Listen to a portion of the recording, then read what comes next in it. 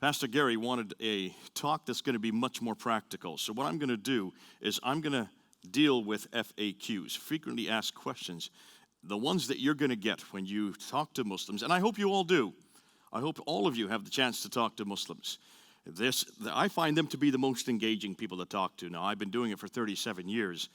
But certainly, I find Muslims are all asking the right questions, more so than anybody else. The questions they ask tend to always fall into two categories. One is on the person of Jesus Christ, and the other category would be on the Bible. And those are the two categories I want to talk about. I'm sure they're the ones you want to talk about. And the only people who will talk about Jesus and the Bible are Muslims. I find with other people, they just walk away. Even when I bring it up and I say, let's talk about Jesus Christ, they usually walk away. And I always tell my students, always ask those two questions. When you go up to a student or when you go up to a Muslim, ask them just two things. Just say two things to them. I believe that Jesus is God, and I believe the Bible is the Word of God. Do you have an opinion? And you're going to get lots of opinion.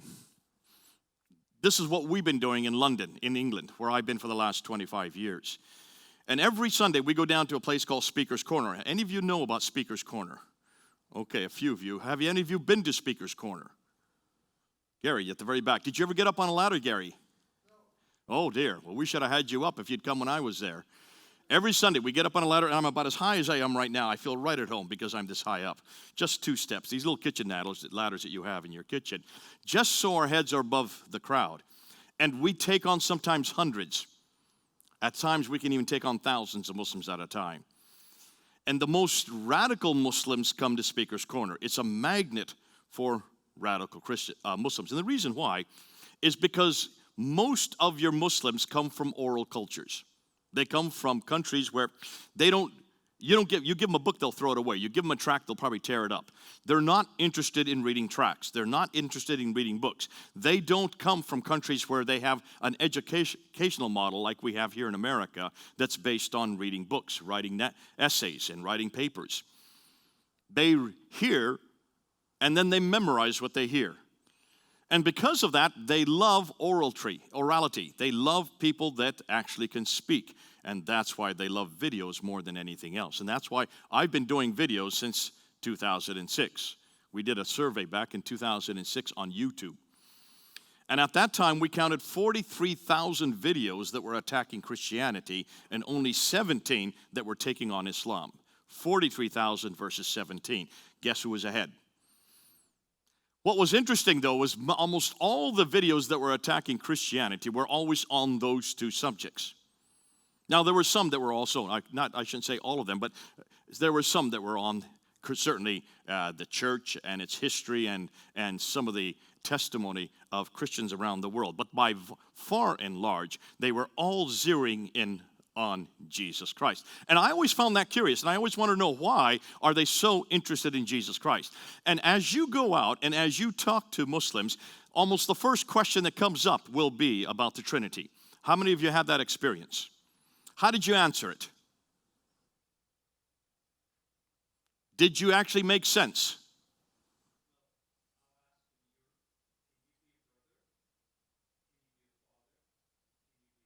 That's a heresy right there. Don't ever do that again. That is Sabellian heresy right there, because God is not Father, Son, because you cannot separate the three. But before that, be careful. Understood, but don't use that. They will hammer you with that. That's a heresy. We don't use that one. In fact, don't use any model. Every model that I've heard is heretical. Water, steam, ice, just don't use them. The best thing to do is use your Bible. Just go back to the Bible. Open up your Bible. You're doing two things, and let me tell you why. When you work with Muslims, usually when they want to hammer you on the Trinity, it's because they want to find any chink in your armor. They really want to try to overpower you, and they know that you cannot answer it because very few Christians can define the Trinity and also defend it in 2 minutes. And that's all the time you're going to get.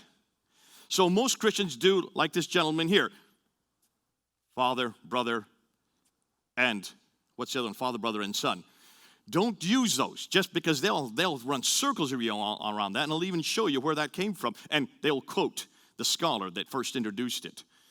So stay away from those models and try to get right back to the Bible. I'll tell you why. It does two things. It gets you back to where you feel, where you want to be anyways. Because I don't care diddly swat about any of your opinions, and you don't care diddly swat about my opinion. And the Muslims don't care about our opinions. What they want to know is, can you show me where the Trinity is in the Bible? Not the word. Don't even look there. It's not there. In the same token, when they ask you, where is the Trinity, if it's such an important concept, why is it not in the Bible?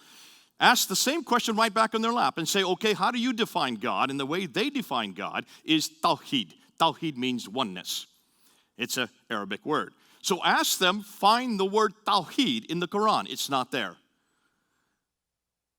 Now, most Muslims aren't aware of that. They know God is one. They know He is Tawheed, but they all assume that they can find it in the Quran. You can't find it in the Quran. Try and see if you can look at it. No Muslim has been able to find that word. In the same token, we can't find Trinity for a very good reason. It's nothing more than a theological concept which was basically created by Tertullian in the late 2nd century, about 180, to define what we see in the Bible.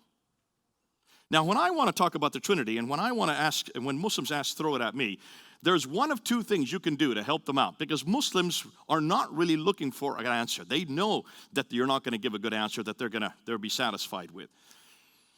So what you need to do is you need to play the very idea of the Trinity against them. And one of the best things I have found is to ask them, what are the names of God in their Quran? There are 99 names for Allah.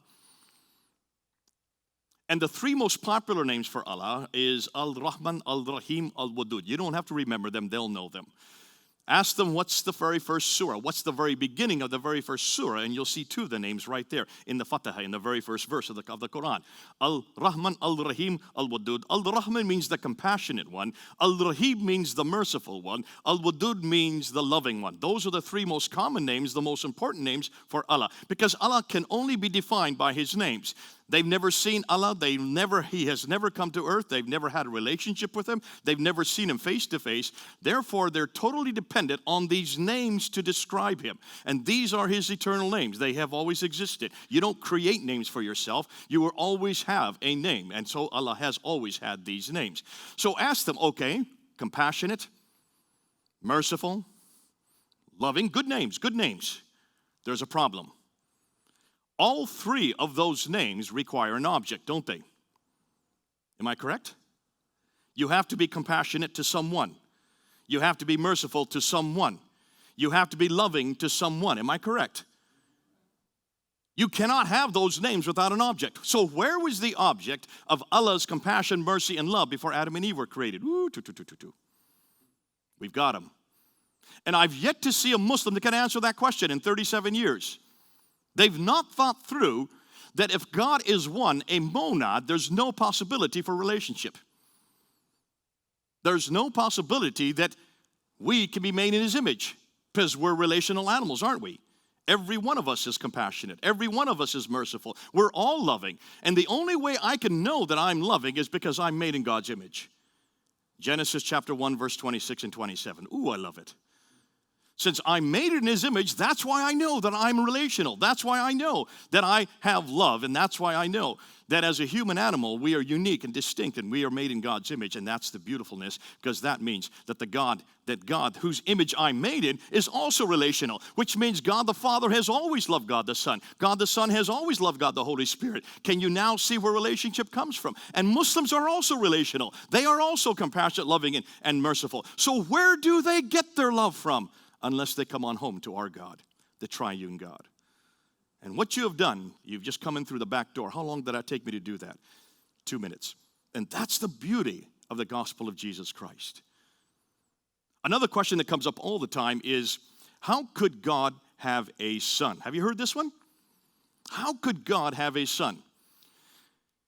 And of course, when you ask them, what do you mean God have a son? Well, how could God, the Father, Mary, the mother, Jesus the Son? That's how they define it. They have to do that because that's in the Quran, in chapter 5, verse 116. In the Quran, it's very simple. That God the Father, in fact, what it is, you have a question. You have Allah speaking to Isa, who is Jesus, in the Quran. Not my Jesus, but certainly one in the Quran. And he's saying to Issa, is it true that you and your mother are to be worshipped as God? Which implies that Mary is part of the Trinity. Now, Gary, do you teach that here at this church? Please say no. Did he say no? Have you heard anybody teach that at this church? Do you know of anybody in California that teaches that Mary is the mother of God? Please say no. Oh, you have? Okay, a heretical church, but certainly not an evangelical church and not a good God-fearing and Bible-believing church. We do not preach Mary as a part of the Trinity. Now, there are groups, and you are correct. In fact, historically, there are the Collyridians. There's a group there right there in the 7th century and the 8th century who possibly could have been the source for this problem. Because certainly in the Quran, whoever put the Quran together, and we're going to get to that, and Pastor Gary wants me to unpack that for you a little bit tonight, more after, little later on. But whoever put the Quran together obviously must have borrowed this from another source, and I think it's from this Collyridian group, because they did believe that Mary was the mother. They could have even got it from the Catholics, who seem to have Mary everywhere, all over their churches. Could be that that's where they got it from, but I assume that they had never read the Bible, whoever put the Quran together. And they certainly hadn't talked to any good Christians, because no Christian would put Mary up there as part of the Trinity. So how could God have a son? Now, the way to answer that is very simple. You're going to be my Muslim for tonight, okay? You've got a beard. You're perfect. I need someone with a beard. You guys don't have beards, sorry. We'll go to the guy with a beard, okay? If you're a beard, that means you're a religious man. You're supposed to have it about the size, about the length of your hand. It was? Shame on you. You've lost your religiosity. Nonetheless, you're going to be Abdul tonight, okay? So, Abdul, let me ask you real quickly. Where are you from? Bellflower. Are you a son of Bellflower? Oh, darn, you're not going to be any help for me then.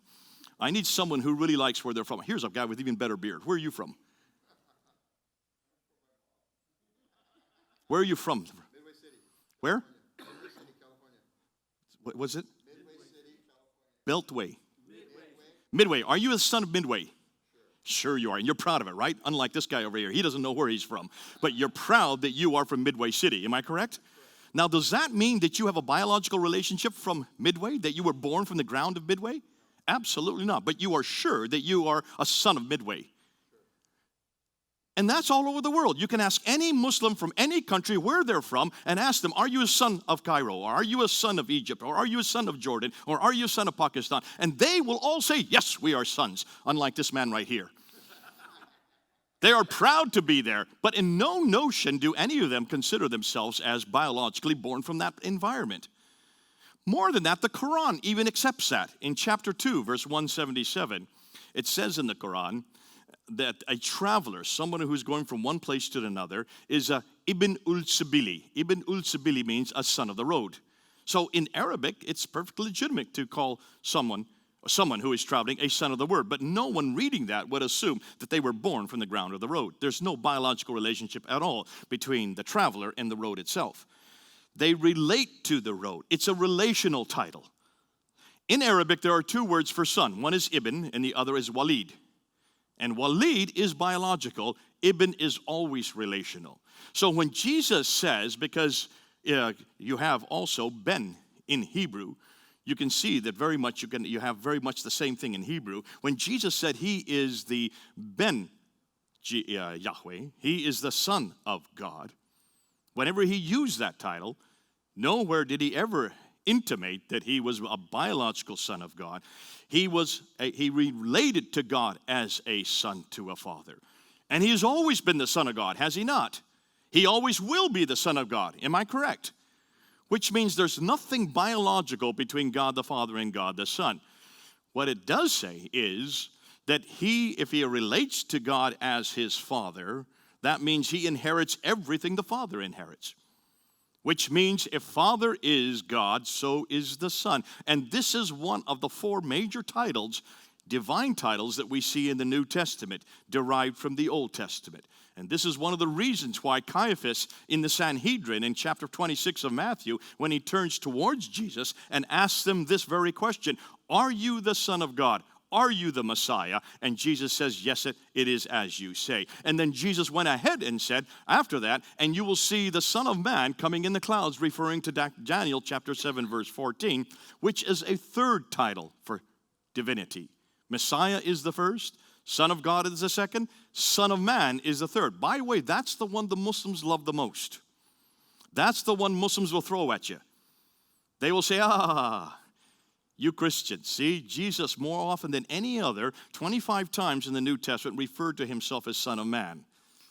He's nothing more than a man. See, Mr. Smith, he's nothing more than a man. And I love that when they bring that up, because I take them right back to Matthew 26, to the trial by Caiaphas there in front of the Sanhedrin. And I say, look and see, when Jesus used this title for himself in front of Caiaphas, look at Caiaphas' reaction. He tore his robe, turned towards the Sanhedrin, and said, what further truth do we need? This man has blasphemed. Because he knew that in Daniel 7:14, the definition of the Son of Man is right there. The Son of Man is from everlasting to everlasting, will have dominion over all tribes, nation, peoples, and tongues. Folks, who is from everlasting to everlasting but God himself? Am I correct? Exactly. So in a sense, what Jesus was saying in those 3 verses from 62 to 60, actually it's up to 66. So those 4 verses, he was saying to Caiaphas, I am God, I am God, I am God. 3 times he was saying it. Muslims will ask you, where does Jesus ever say, I am God? Take them to Matthew 26. Just open up your Bible and you will see 3 times Jesus saying, I am God. To a Jew, he was saying, I am God. Not to an American, because Jesus never spoke English. He would not have used it in English. He would have said in Hebrew. Now, the 4th time, in one of the best places, I'm doing 2 things at once. I'm killing 2 birds with 1 stone. The other place where Jesus claimed to be God was in John chapter 8, verse 58. In John 8:58, he's there in the temple. He's speaking Hebrew because if he was in the temple, he would, of course, be speaking Hebrew. And they were questioning him and says, how could you know Abraham? You're not even 50 years old. And Jesus replied, before Abraham was, Yahweh. Yahweh. Ooh, I love that. He was using God's holy name. He was using God's unique name. He was using God's eternal name.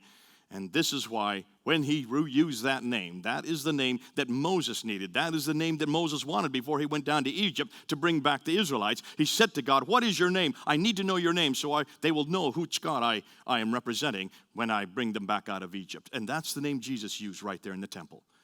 Before Abraham was, Yahweh. In Greek, ego eimi. In English, I am who I am. I am that I am. Can you see now why it's so important that you know how to answer these questions real quickly? But don't just stop there by answering the questions. Show them why this is important. That's a brilliant question you asked about the Trinity. Because in your God is absolutely hopeless. Your God is a monad, nothing more than that. Your God is not only dependent on his names are dependent on us, on our creation. So what was he before Adam and Eve were created? Where was he? In fact, that's a good question. Where was Allah? Have you ever seen Allah? Has Allah ever entered time and space? See, they always wonder, how is it that our God can enter time? How can God come to earth? Have you heard that question? And if he was on earth, if God did come to earth, who was taking care of the universe? Who kept the universe running while he was on earth? Now you can see they've confused the Trinity again. And they assume that God the Father and God the Son and God the Holy Spirit, all 3 came down to earth in the form of Jesus. And then when he came, he was first God the Father, then he became God the Son, all 3 wrapped up into one Godhead. And then he then returned back up to heaven as God the Holy Spirit, all 3. That's why they even asked the question, who is running the universe while God was on earth? Because the way they look at God, there is no triune God. Doesn't exist. God cannot act as 3 yet 1. And so they're imposing onto us their view of God. And that's why they ask the question. That's why you need to help them understand. Go right back to Scripture again. Go right back to Scripture. And show where over and over again God was coming to earth. At the very beginning, God was on earth. That was God walking and talking in the cool of the day in Genesis chapter 3, verse 8 and 9. That was God calling out, where are you? Now, if God was walking, he better have a pair of legs. If he was talking and calling out, he better have a pair of lungs and certainly a mouth. Do you see the problem? If he was not, did not take on human form, then how could he even be in the garden calling out to Adam and Eve, where are you? What's interesting is take a look at those two little verses in chapter 3, and you can almost plug in a number of things about God right there. First of all, you can see that God is able to enter time and space. Can the Muslim God, Allah, enter time and space? No. At no point has Allah ever come to earth. Which suggests to me then that the God of the Bible can do anything he wants. Whereas the God of the Quran cannot. If God cannot come to earth, then he's not omnipotent. And Muslims have limited God.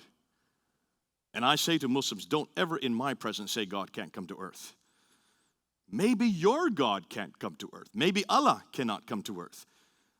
Then your God's too small. Get a bigger God. We got him. His name is Jesus Christ. Come on home. It's so easy. Because what if they're saying, and I remember I did a debate where this came up, and that was the very first question in the debate right there in Russia, in Kazan. And the clerics who were debating me at that time, they said, Mr. Smith, Allahu Akbar, God is the greater. God is the greater. But please, Mr. Smith, please don't say this infinite God, this God who is so great, took on human form and corrupted himself as a human. And I remember turning to my translator, because I don't speak a word of Russian. I said, just say to him, shame on you. He didn't want to do that. I said, no, you tell him, shame on you. Do not ever say in one sentence, Allahu Akbar, God is the greater, but he cannot become a man. Please don't say that in my presence, because you've just taken away his omnipotence. You've taken away his greatness. My God can become a man anytime he wants. And he did so right through history. He was there wrestling with Jacob. You better have a pair of legs. You better have a pair of hands if you're going to wrestle. He was there leading the children of Israel as a cloud during the day. See, he doesn't have to only take on human form. He can take on any form he wants. A cloud during the day and a pillar of fire during the night. He was in the burning bush with Moses. Oh, that's a good one you can use, because that's the bridge. You can go right into the Quran and go to chapter 20 of the Quran, because there's the same story in the Quran. See, the Quran, interestingly, is a book that has borrowed story after story after story. It has borrowed most of the material. Good 70% of the material is borrowed from other sources, and we know exactly where they borrowed them. But what's fascinating is when you look at that story, just open it up and have Muslims go to it and say, listen, I'm going to show you two things about that story that you need to answer me. First and foremost, as Moses was coming close to the bush, a voice from within the bush in verse 10 says, Moses, take off your shoes, you are on holy ground. Now hold on a minute. Can there be holy ground without God? No. By definition, if it's holy, God's there. Only where God is can it be holy, right? Can't be holy where you are. Can't be holy where I am. Can't be holy where you are. Only where God is can it be holy. So that assumes, therefore, that God was there. If they don't like that, go to verse 14. Because then in verse 14, the voice in the bush then says, truly, it is I am Allah who is speaking to you. Can anybody take on the name of Allah but God himself? According to Islam, absolutely not. So here you have a voice in the bush claiming that that place is holy, a voice in the bush claiming to be God. So ask your Muslim, was God in that bush? They have to say yes. If they say no, well, then you're going to have to tear out that story, and you can't do that to the Quran on pain of death. You do not desecrate the Quran. So immediately can you see what we've asked? Which means that was God in the bush. That bush is on earth. That incident happened in 1400 BC. And if God could come down to earth in 1400 BC, why in the world are they so confused or are upset if God came down 2,000 years ago and spent 33 years on earth? So you can use the Quran to your advantage. Say, listen, we don't have that problem in our Bible.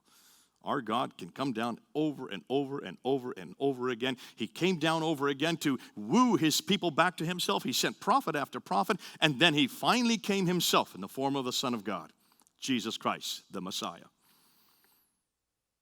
Died on the cross and rose again. Ooh, they don't like that. That's when they really get upset. The crucifixion. If you look at the Quran, it's very clear that there is no crucifixion. In chapter 4, verse 157. No crucifixion. For they killed him not. They thought it was so. Another was given his image, and truly he was not crucified. That's what it says in chapter 4, 157. So what are we going to do with that? Let me give you 5 answers real quickly. 5 things you can say quickly about that verse. First of all, you can look at another verse, chapter 19, verse 33. In chapter 19, by the way, are we being filmed for this? This is all being filmed. So if anybody, I do speak fast, so just put your pens down. You can get the film afterwards, and you can go and speed it down or just put it down so it's really nice and slow. That's what my Korean students always do, and I have a beautiful baritone. I wish I could speak like that. But that you can go ahead and slow it down and then just pick up all these verses as we go through. So there in chapter 19, verse 33, Jesus, Issa is his name, he's there as a little baby, and he's there in the crib. And he says to the crowd who's asking him where he came from, he said, "Blessed be me, the day I was born, the day I die, and the day I rise again." So there is Jesus referring to his birth, death, and resurrection. That confronts chapter 4, verse 157, doesn't it? It's a contradiction. Muslims cannot understand this. So what they do is they try to say, oh yeah, well, he's talking about the future. Well, of course he's talking about the future. He's a baby. That's not happened yet. He is going to die in 33 years. They would like to say this is a future rendering when he comes back another time. There's nothing in the verse to help them with that. You can see they have to impose on the text to get that out of it. And what's more, in chapter 3, verse 55, God is saying to Issa, "I will cause you to die." Mutawafika. That's the word in Arabic. Muta, mu means person. Tawafik. Tawafik means to die. Ka means you. I will cause you to die. It is as clear as day in Arabic.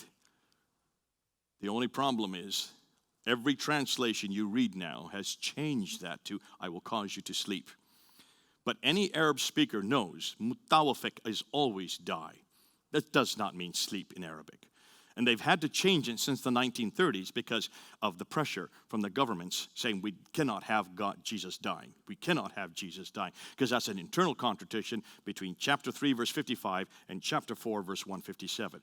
Ooh, I'm so glad we don't do that with our Bible. Can you imagine us changing the text, changing the verses so that we can get our theology correct?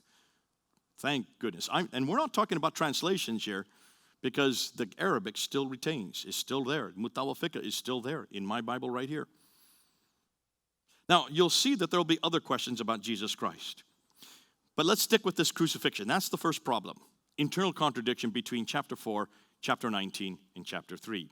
Number 2, the second problem with the crucifixion. If Jesus did not die, what are you going to do with the historical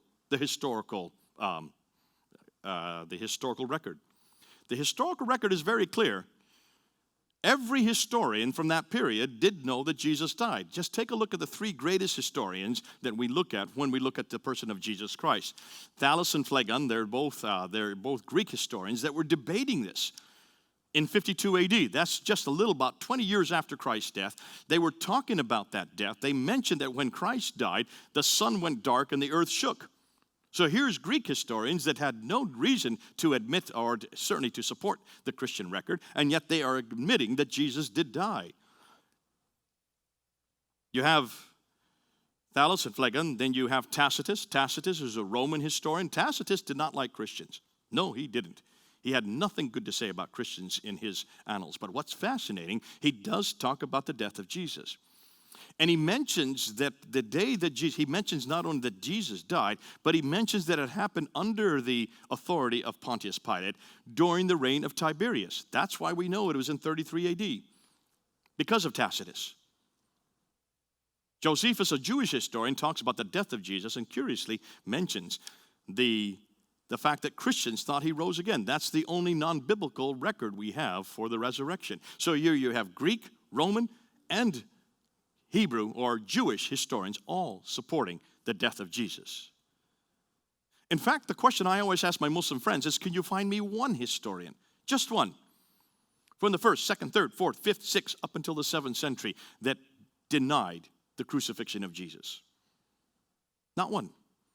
The only reference to the fact that Jesus did not die is in chapter 4, 157 in the Quran. From the 7th, or as we're going to find out, probably 8th or 9th century. And you then understand why not only do you have internal contradictions, you have historical contradiction. What about the eyewitness account? Who was at the foot of the cross? Weren't there eyewitnesses there? Yeah, there was. John was there, wasn't he? John was the favorite disciple of Jesus. John had been with Jesus for 3 years. He was at the foot of the cross. Jesus spoke to him. Would not John have known who his Christ was? Would he have not known who the man on the cross was? Absolutely. Don't you think he would have said something if it was another man? And what about the mother of Jesus? She had known Jesus for 33 years. A mother knows her own son, and I don't hear anywhere in the reference there or anything that Jesus or Mary had any doubt that that was her son on the cross. And what about the man on the cross? Wouldn't he have said something? You got the wrong man. I'm not him.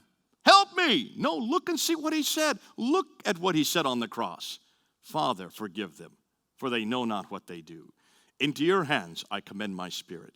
That does not sound like the wrong man. That does not sound like the man who is not guilty. That sounds like, I'm sorry, that's not the right word. He was not guilty to begin with. You're correct. But it does not sound like the man who was duped. He willingly went to the cross. He knew that he was to be on the cross. And that's why he was going home to be with his Father. But he had something to do first before he went home. Then we get to the fourth problem. And that is Jesus himself. What are you going to do with Issa? If he allows another one to take his place, doesn't die on the cross, but then 3 days later goes into the upper room, introduces himself to the disciples as if he was it, claiming to be the man who died and rose again. A week later, even when Thomas questioned him, he showed the holes in his hands and the holes in his feet. What kind of prophet lies like that? Not my Jesus. My Jesus doesn't lie like that. They've got the wrong Jesus. They think that that's the historical record. And then fifthly, and this is the hardest one for Muslims to know what to do with, and this is the moral argument, somewhat like the fourth one. If Allah took the image of another man and put Jesus' image on him and let that man die in Jesus' place and then told no one about it, and for 600 years told nobody about it, what kind of God is that? That's a deceitful God. That is not the God of the Bible. I don't see anywhere in the Bible where God is deceitful. Do you? Not my God. They've got the wrong God. And it looks like they've got Allah, because that's the God of the Quran. Take a look and see how much that God deceives. In fact, that's quite normal for Allah to do. In fact, it says in the Quran that God is above deception. There are a number of references. I could give them to you right here where God is deceitful. Chapter 3, verse 54. Chapter 8, verse 30. Chapter 10, verse 21. Chapter 3, verse 28. All of these are the deceitfulness of God, the deceitfulness of God, the deceitfulness of Allah. That Allah is above deceit. He cannot be held accountable to the same standard that we are held accountable, because he is God alone. Which suggests that we're talking about two different gods, aren't we? The God of the Quran is not the God of the Bible. The God of the Quran has nothing to do with the God of the Bible, and I never want to hear people say that we share the same God. I will have nothing to do with that God. And the reason why I'm coming down so hard on the crucifixion is because the crucifixion is what the Muslims attack us with. They don't confront us with the resurrection, because they don't believe that there was any resurrection. If Jesus didn't die, of course he didn't rise again. He was always alive. So we've got to deal with the crucifixion. I know you've been told that we must spend all our time with the resurrection, but that's with atheists and that's with humanists. With Muslims, you've got to confront the crucifixion. So just use these 5 points against them. Now we come to the part that Gary wanted me to get into, and that is the problem with the Quran itself, this book right here. Gary, I didn't ask permission to bring this in the room. Is that okay? It's not going to hurt anybody. It's pretty small. I keep it smaller than my Bible. You're going to see why in a few minutes. This is the book that's causing all the problems, and this is the book that we've got to confront, and this is the book that we are confronting. And what we're finding out about this book is amazing. Now, there's some stuff that I'm going to introduce tonight you've never heard before. And the reason why is because I've never heard of it before until just recently. And I spent 37 years confronting this book. I did my doctoral thesis on this book. And yet when I was doing my doctorate, when I was doing my master's also on the Quran, we never had the material that we have today. We never had this kind of material to use against the Quran. And the question you may ask is, why even talk about the Quran? Gary, could I get some water? Maybe a glass of water so I can just, or can I use this? Is this okay? There's no arsenic in it, is there? So when you look at the Quran, you need to do a comparison between these two books real quickly. And when you look at these two books, you can see they really are completely two different categories of literature. We would never make the claims about the Bible that the Muslims make about the Quran. And so let's start with their claims. The Quran, they say, is eternal. Who knows why they say it's eternal? Does anybody know the reason? Any idea? Say again? In tablets up in heaven. And that's in the Quran itself, isn't it? In chapter 85, verse 22.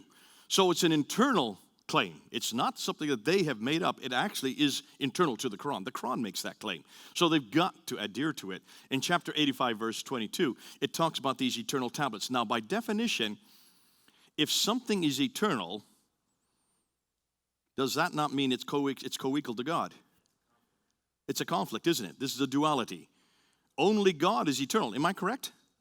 I've always been told that only God is eternal.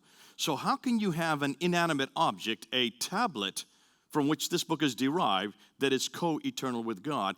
That means that claim in chapter 85, verse 22, is committing shirk. Shirk is the Arabic name for adding or putting alongside another with God. Anytime you equate a thing or a person with God, that is shirk. Someone who does that is a mushrik. The people who do that are mushrikun. We are mushrikun. That's the name they give us. Because they say we have elevated a prophet, Jesus, to the status of divinity. Therefore, we're mushriks. We have committed shirk. Well, the Quran has committed shirk. And there was a group in the 10th century called the Mutazilites who did say that. They actually looked at that verse and they said, we've got to tear that out. That can't remain. Because how can you have a thing co-equal with God? How can you have something eternal? Only God is eternal, and that's one of his definitions. That defines him. If you're going to have a tablet that's co-eternal, you have committed shirk. We have to tear that out. When they brought this to Mamun's court in the 9th century, the Qadarites, who were the ones who were an ascendancy at that time, killed every one of the Mutazilites. That's what they do in Islam. When they don't like something, they don't just sit there and debate it. They actually kill you. It's very clear. When you leave Islam, you get killed. It's called an apostate law. And anybody who's an apostate must be put to death. And that's in the Quran, chapter 4, verse 89. He who leaves Islam, kill him. Very simple. Every school of law, the Hanbali, the Hanafi, the Maliki, and the Shafi school, all four schools of law dictate that anybody who leaves Islam is an apostate. Apostates must be executed. The only difference between the four schools is which day you do it. Some say immediately, like the Hanbali school. The Hanafi and the Maliki school say that it must be in 3 days, and the Shafi school gives 10 days. That's it. But you must be executed. You must be executed. They do not take criticism. They do not take rejection. And that's why it's fascinating that those who actually brought this up as a problem in the 10th century were all killed off, all destroyed.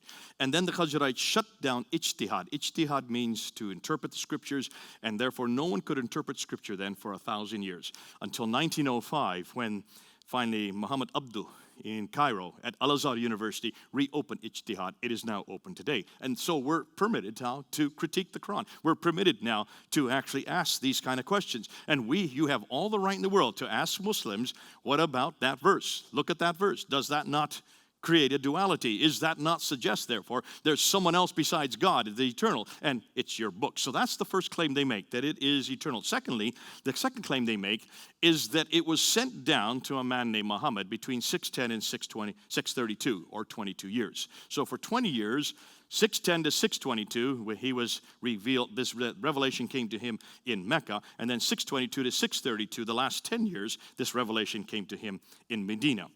2 cities, Mecca, Medina, yeah.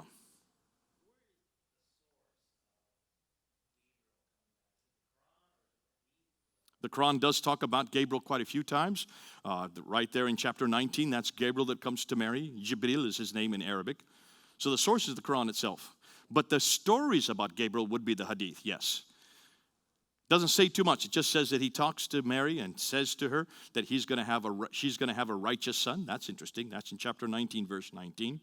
And in verse 20, he says to Mary, you will be a virgin when this happens. Truly, you are a virgin. So that's beautiful because that's a bridge you can use to look at why the birth of Jesus is unique. So Gabriel is in the Quran. Jibril would the name would be. But also, Jibril is also known as the Spirit of God. Ruwala. Now put that under your hat. So is he a spirit or is he an angel? Malaka. Both and. There's a lot of confusion in the Quran. Don't ask me to explain it.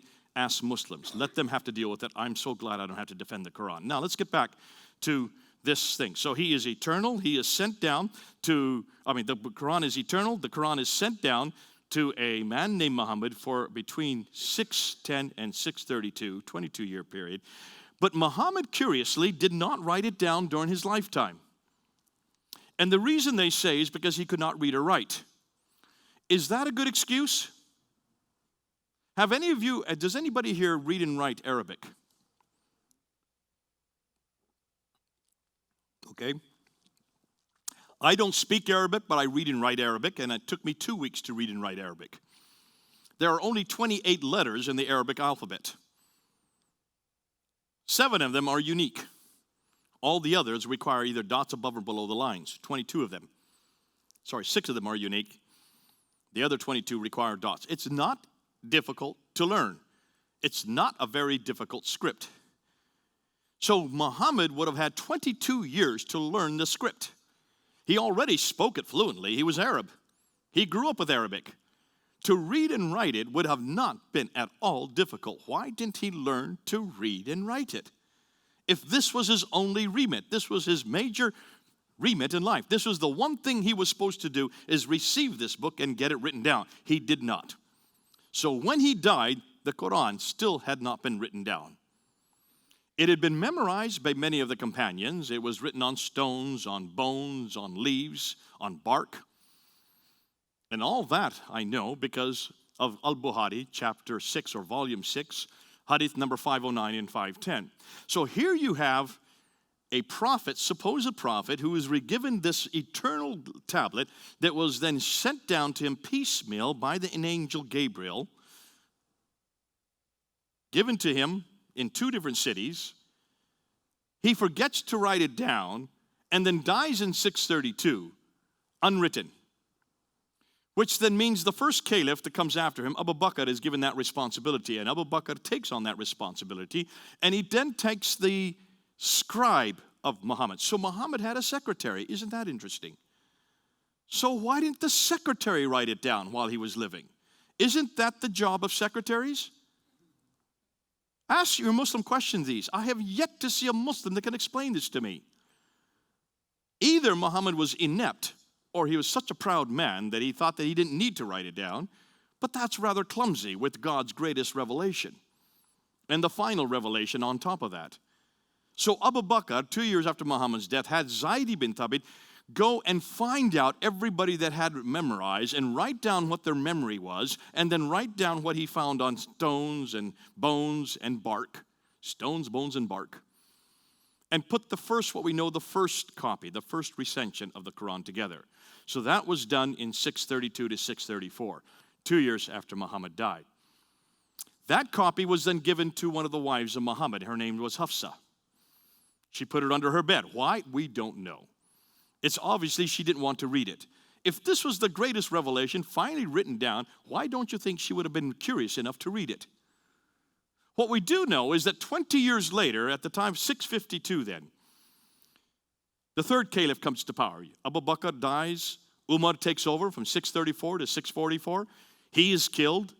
Uthman, the third caliph, takes over in 644, and he rules till 656. Now in 652, word has come to him that there are a multiplicity of Qurans that don't agree with the one that is given to Hafsa. But how does he know, since he doesn't have Hafsa's Quran? It's under her bed all this time. Nonetheless, they know that there are disagreements.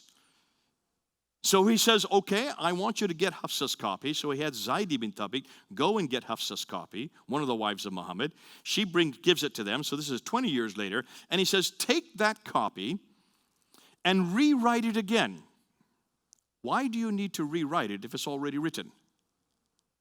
And if you have any disagreement amongst you, and there was 4 of them that were given that responsibility, Zaid ibn Thabit, the secretary, Al-Zubair and Harith, 3 others. The 4 of them were to rewrite the Quran again using Hafsa's copy, and if there were any disagreements, they were to rewrite it in the Quraishi dialect. Now, none of you speak Arabic here, but if you did speak Arabic, you'd know that immediately there's a problem there, because dialectic differences, by definition, require dots above and below the line. That's how you get dialectic differences. Even more so, they require vowelization, the dhamma, the u sound. Dhamma, the u sound, which is a little curlicue above the line. The fatha, the a sound, which is a little sliver above the line. And the kasra, the e sound, which is a little tick below the line. U, a, e. Those are the 3 vowels in Arabic. That's it, only 3 vowels. Everything else is consonantal. Consonant after consonant after consonant. So how can you have dialectic differences in the 7th century when there were no diacritical marks in the 7th century? There was no vowelizations. Those weren't invented till the 8th and 9th century, 100 to 200 years later. Are you following me? No, not many of you. I can see I'm losing all of you. That's all right. You don't really have to know this. People like me have to know this, because this is where we're hammering the Muslims. They have no idea how to answer that. And yet there it is. Write it in, if you have any dialectical differences, write it in the Qurayshi dialect. The reason why no one gets this, and the reason why even the Arabs certainly don't want to talk about it, is because that portion, that story, comes from a man named Al-Bukhari in the late 9th century. That's 240 years later. None of that we know about the Quran comes from the 7th century. We know nothing about the Quran from the 7th century. There's no writing whatsoever about any Quran at all in the same century that the Muhammad lived. It's all what they thought happened 240 years later, 870, redating it back to 632 and 652. Can you see a problem here? Are you starting to see the problem that's rising? Now, so they write the Quran in the Qurayshi dialect. Then Uthman goes and takes all the other manuscripts of the Quran and he burns them. Does that bother any of you? Why do you burn manuscripts? Any idea? To get rid of what evidence? Anything that disagrees. Am I correct? So obviously there must have been something that disagreed. Otherwise, what did he burn? Am I correct? Muslims, they strenuously try to deny that. No, that's not what he was burning. No, these are nothing more than dialectical differences that he was burning. There were no dialectical differences. Okay, these are nothing more than different ways of reading it. There is no way to read it if you don't have any ways to delineate the readings. That doesn't come in for another 100 to 200 years. And every time they make an excuse, we hammer them. That's why no Muslim will debate me on this anymore. They dare not debate us on this. They cannot debate us on this. And we're just getting started, folks. This is only the few of the first problems. So once they do that then, Uthman then commissions the one copy to be made into several copies, to one copy to be sent into every province of his kingdom. Now when you look at a map, you will see that there were 9 provinces at the time of Uthman. Basra, Baghdad, Damascus, Jerusalem, Cairo, Alexandria, Aden, Herat, and Nishapur. Did you count 9? I counted 9. 9. 9 Qurans to 9 cities. When I was learning Islam and when I was getting my master's and doing my doctorate, I was only told there were 4 Qurans to 4 cities. Basra, Baghdad, Damascus, and Medina. That's it. That's what I always was told. I had no idea that there were actually 9 cities at the time of Uthman. That means they have to show us, therefore, 9 Qurans from the time of Uthman. Because you're only talking about 1,400 years ago. That's not very long ago, is it? When you're talking about manuscripts. Remember, these are not papyrus. None of these are papyrus.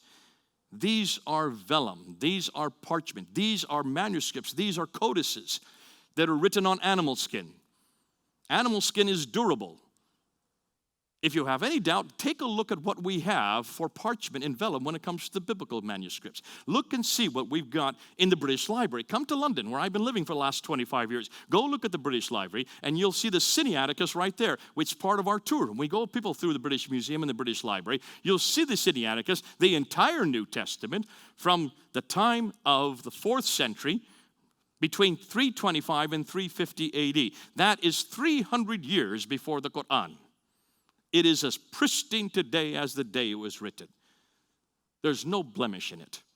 It's a beautiful book. Right next to it is the Alexandrinus.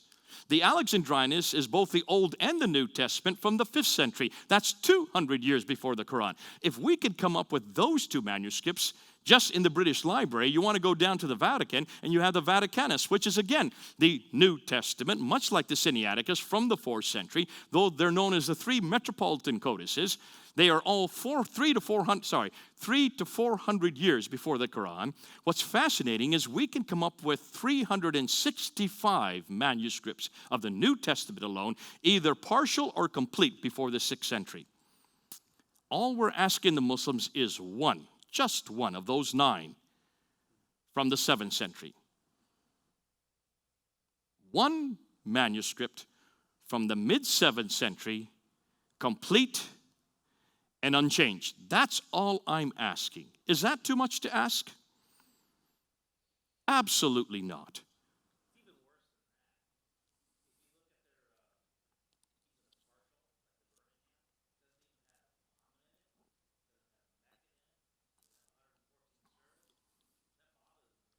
You mentioned the Birmingham Folios. Do you know the dates for them? 568 to 645. When was Muhammad born? 570, died in 632. Okay, what's the problem with that manuscript right there? He's talking about the Birmingham Folios. There's just 2 folios from 18, 19, and 20, which was discovered in in Birmingham, but it was discovered by carbon dating in the Oxford lab in 2015. 568 to 645. Do you see the problem with that? You notice no Muslim scholar has supported those dates. Why do you think? Well, Muhammad was there in 570. No, remember, what did I say? When was the Quran written down in its final form? 652. So if the latest date of these carbon datings, the very latest date is 645. That's 7 years before 652. You can't have a manuscript or even folios that predate Uthman. And the only ones who got all up in arms, got so excited about it, was the BBC. Western scholars who didn't know the dates for Muhammad. That's why Muslim scholars have become very silent. They haven't said anything about it. It gets even worse than that. What's your name? Greg, it gets even worse than that, Greg. If you want to look and see, there's not just the Oxford lab. There's also the laboratory in Kiel, the Oxford lab. There's also the laboratory in Lille, and there's also the lab in Zurich. 4 different labs, all in Europe. They have now looked at the Sana manuscript, which is even older than the Birmingham Folios. In fact, the Birmingham Folios are supposedly from the Sana manuscript, and they've taken a look and they've done carbon dating on all 4 laboratories. Guess what the date they have for those carbon datings? Every one of them is prior to 550. Every one of them. The latest date for all of them is 550. They go all the way back to 443. 443 to 550. Muhammad was even born to 570. All 4 of those labs, the carbon datings for those manuscripts are before Muhammad's life, before the Quran was we've even begun. The Quran was begun in 610. Before the Quran was finished in 652. Before Islam even became. Do you see the problems? Be careful with carbon datings. We would never use carbon datings for our manuscripts because they're so inexact. But more than that, the fact that these three surahs that you're talking about, 18, 19, and 20, look at the stories that are in those 3 surahs. You have the story of Moses at the burning bush. You have the story of the 7 sleepers in Ephesus.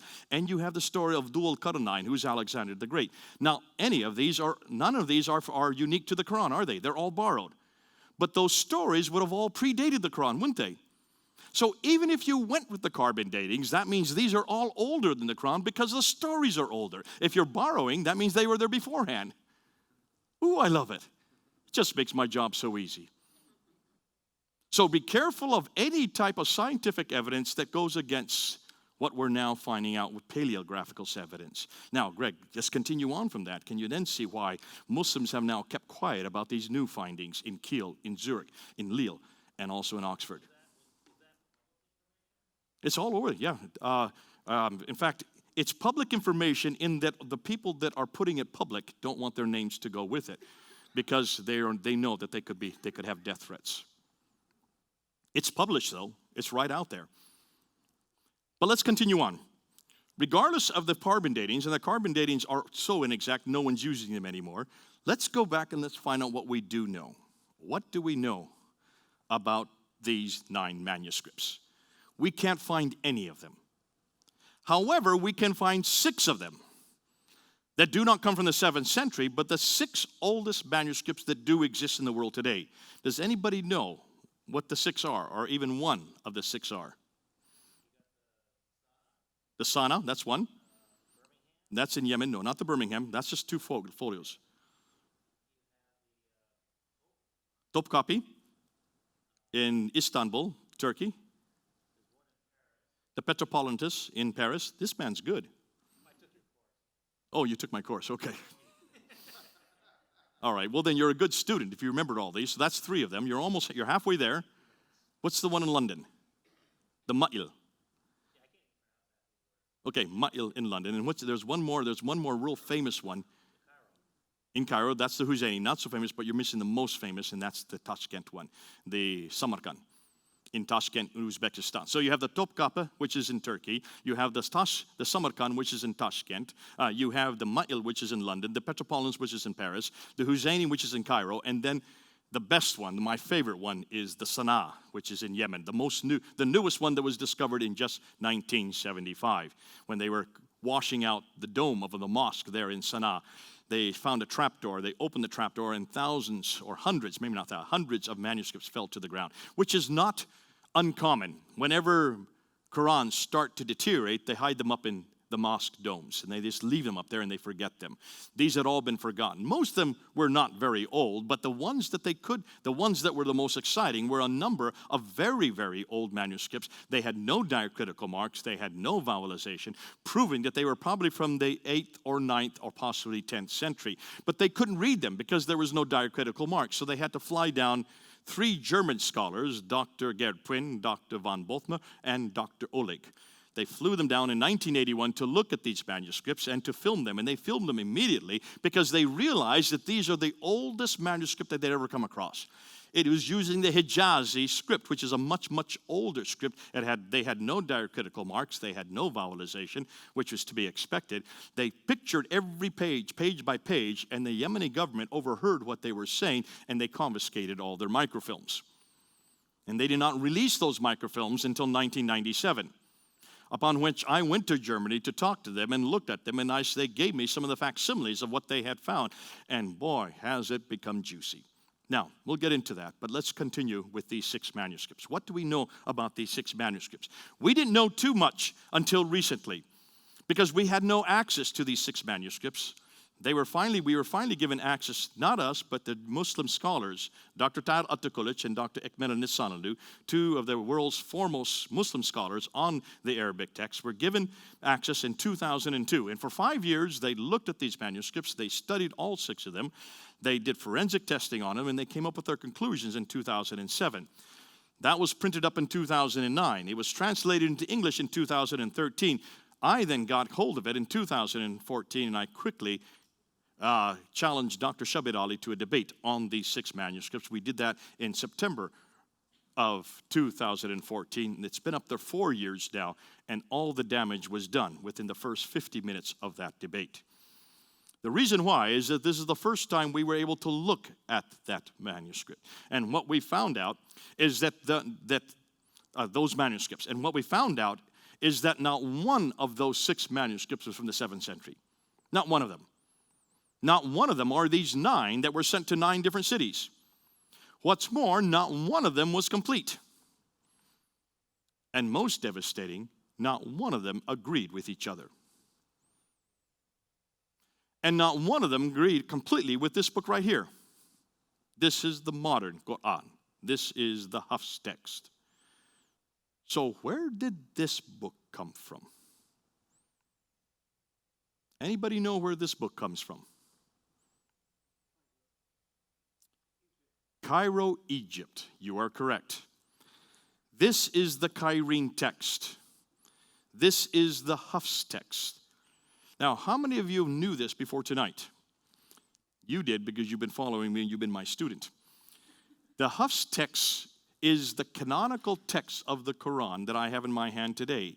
But this text was only chosen in 1924. That's 94 years ago. In Cairo, because there in Cairo, in the high schools, there was such a multiplicity of Arabic Qurans. There was 37 different Arabic Qurans. No, notice, I'm not saying translations. I'm saying Arabic Qurans. These are the original text. There was 37 different Arabic Qurans that they were using, the students were using, that they could not have standardized tests because there are so many differences. We have already counted 60,000 differences between the 37 because we have 31 of them in our possession today. We have salvaged 31 of them in London. Hatun Tash is the one that is responsible for that, from Turkey. And we have our Arabic scholars looking at them, and they've already found 60,000 differences. Back in 1924, it was obvious something needed to be done. There was such a multiplicity of different Qur'ans. So they asked Al-Azhar University, considered to be the greatest Islamic university in the world today, to choose one of the 37. And they chose the one called Hafs. Who is Hafs? Hafs is a student who died in 796, late 8th century. That's 144 years after Muhammad. Never knew Muhammad. Came from Kufa. Didn't even live where Muhammad lived. Lived hundreds of miles away and hundreds of years later. And it was his text that was chosen as the official text for all the high schools in Cairo in 1924. What did they do with all the other texts? They took them all, they took them to the Nile, and they drowned them. They're still in the Nile today, the Nile River. This time they didn't burn them, they drowned them. So whenever you find a Quran that doesn't agree, you either burn it or drown it. That was done 94 years ago. By 1936, they realized that what they had done in Cairo was so successful, because now they could get standardized tests, that they decided to make it nationwide. So all of Egypt then was given the Hafs text. And it was known as the Farouk text, named after King Farouk, who became king in 1936 to 1952. But that was just Egypt. In 1985, in Saudi Arabia, they saw what was happening in Egypt, and they realized that that was so successful in Egypt, they wanted to make this worldwide. So King Fahd, the king at that time in 1985, took the Hafs text and standardized it and canonized it as the official text for all Qurans all over the world. That was only 33 years ago, which means some of you in this room are older than the Quran. Ooh, Put that under your hat. And yet the Muslims tell us the Quran is eternal. The Muslims tell us it was sent down to a man named Muhammad. The Muslims tell us that it was compiled at the time of Uthman. The Muslims tell us it has never changed. The Quran we have today is exactly like that one in heaven. Can you see from what I've just told you in the last half hour that we can destroy the Quran and every one of those pronouncements? And it's only taken me 30 minutes to do it. And all of you understand what I've said. I've not even got into the nitty-gritty. I've not even got into where the differences are. I've not even got into how many variants there are. But we're going to come up with something in November that's going to destroy even more. I can't tell you too much about it. Even Gary is why he wants me to say much about it. What we now are doing is looking at the original canonical text. That means the actual, not the canonical. That's not the right word. Consonantal. the consonantal text. That's the original text with no diacritical marks, with no vowelization. We have now pictures of over 4,000 variants within the 6 major manuscripts. We have not shown them to the world.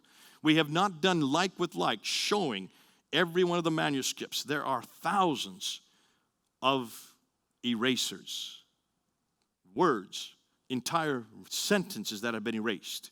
There are thousands of insertions, words, phrases, sentences, paragraphs that have been inserted at a later date. There are thousands of coverings and tapings where they've taped over entire portions of the Quranic text, covering where they have covered over entire sentences. Wouldn't you love to pick it up to see what they're covering? At times they've covered and written over top a completely different sentence. Thousands of these, 4,000 to be exact. These we're going to introduce worldwide in November.